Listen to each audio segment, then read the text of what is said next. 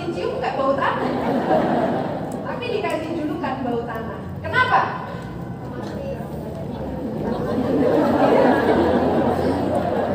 Untuk mengingatkan Anda, wahai yang udah umur 50 tahun, wahai yang udah umur 60 tahun, 70 tahun, 80 tahun. Jarak Anda begitu dekat dengan tanah dan Anda akan berada di dalamnya.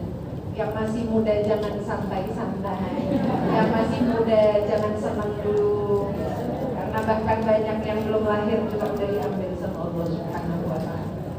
Semuanya sama. Maka sebenarnya bukan cuma yang tua yang bau tanah. Maka pada hakikatnya kita semua ini bau tanah. Maka hari ini yang harus di-share kepada orang-orang adalah hashtag bau tanah. Berapapun umurmu, ingatlah bahwasanya engkau bau tanah. Berapapun umurmu. Perintah. Terus yang repot cari bakso siapa? Sadar gak Anda jadi pelayan? Berasa gak Anda jadi budak?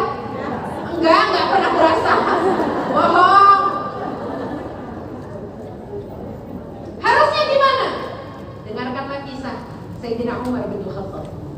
Saat itu beliau begitu menginginkan delima, Ruman, sangat menginginkan delima. Saat beliau menginginkan delima, beliau katakan kepada hawa nafsunya, kau ingin delima? Aku tidak akan memberikan delima.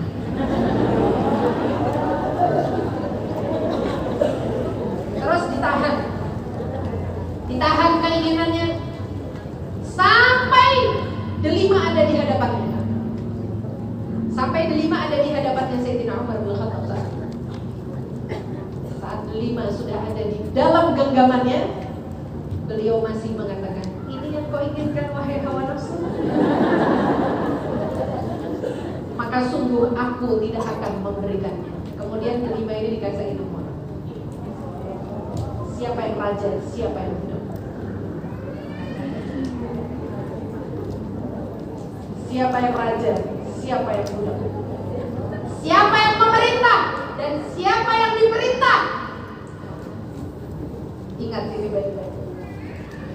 Jadi saat hawa nafsu kita bilang, beli mie ayam dong. Kamu siapa perintah-perintah saya? Enak aja kamu perintah-perintah saya. Gak ada mie ayam. Ganti bahasa aja deh. Bersumber dari lisan. Dosa apa aja sih Bu yang bersumber dari lisan? Dosa apa aja yang bersumber dari lisan? Bohong, fitnah, adu domba, sumpah palsu, ghibah, menggunjing, hasud. Hasud ini sebenarnya maksiat hati, ya, tapi suka terlontar dari lisan. Dan lain sebagainya. Kezaliman, nih sumbernya dari lisan. Jurmuhu shaghir wa jurmuhu kabir, kata Habib Abdullah Haddad. Lisan ini bentuknya kecil, tapi dampak darinya amat sangat besar. Berapa banyak orang yang dilemparkan ke dalam api neraka, wajahnya dulu yang terkena api neraka, yang terkena panas api neraka, disebabkan karena dosa lisannya. Berapa banyak orang ketika dilemparkan ke dalam api neraka, pertama kali yang mengenai daripada panasnya api neraka adalah wajahnya. Itu karena disebabkan dari dosa lisannya. Karena lisan adalah bagian dari wajah, maka itulah yang pertama kali terkena api dalam api neraka. Berapa banyak orang tergelincir, bahkan Allah mencabut iman seseorang karena kerusakan daripada lisannya. Kalau kita melihat, Allah jadikan mata ada dua, Allah jadikan tangan ada dua, Allah jadikan kaki ada dua, tapi Allah jadikan lisan hanya ada satu. Bahkan yang namanya lisan, kalau kita ngomongin lisan itu berarti bukan bibir. Kalau kita ngomongin lisan itu berarti adalah lidah. Dan segitunya Allah memberikan pelajaran kepada kita. Lidah ini ditutup, seolah Allah memberikan gerbang untuk lisan kita. Gerbangnya nggak cukup satu, tapi dua. Untuk sebagai bahan renungan untuk kita, betapa bahayanya yang namanya lisan. Bukan betapa berharganya, tapi betapa bahayanya lisan. Maka hukum tulisan sama seperti hukum ucapan.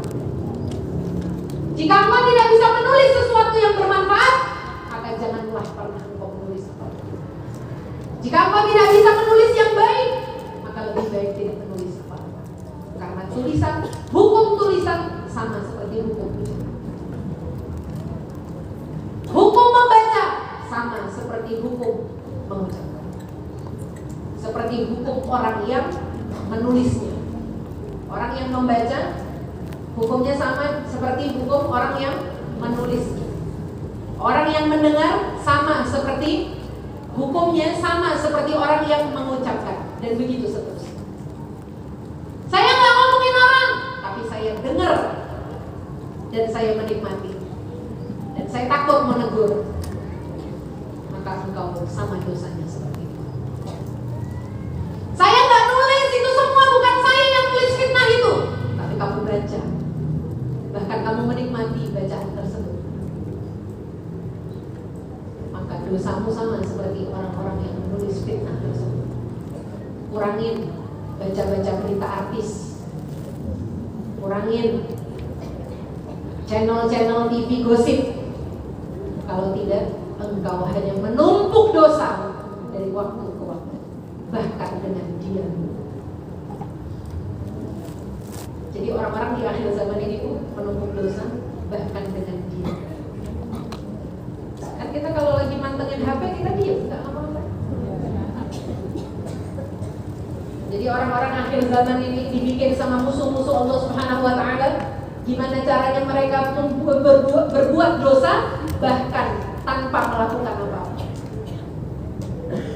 Para musuh-musuh Allah Subhanahu wa Ta'ala, mereka mencari berbagai macam cara. Gimana caranya orang-orang beriman itu bisa menumpuk dosa bahkan tanpa berbuat apa-apa.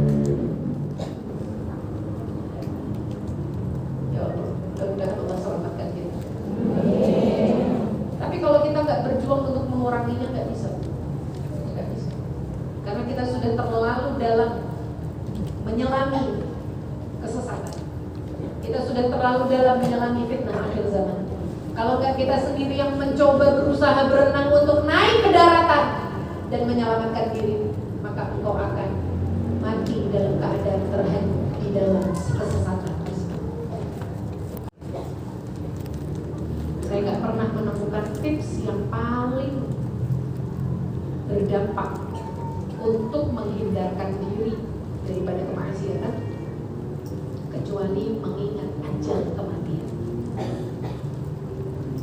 Bayangin aja, saat engkau sedang menikmati membaca berita-berita yang buruk itu, yang isinya adalah fitnah, yang isinya adalah membuka aib orang. Bayangkan jika saat itu ajal menjemput, maka katakan kepada dirimu, saya nggak mau mati dalam keadaan seperti ini. Saya nggak mau. Jika engkau terus mengingat itu di dalam setiap kelalaianmu, insya Allah engkau akan berpaling daripada kelalaian menuju kepada ketaatan. Ingin seperti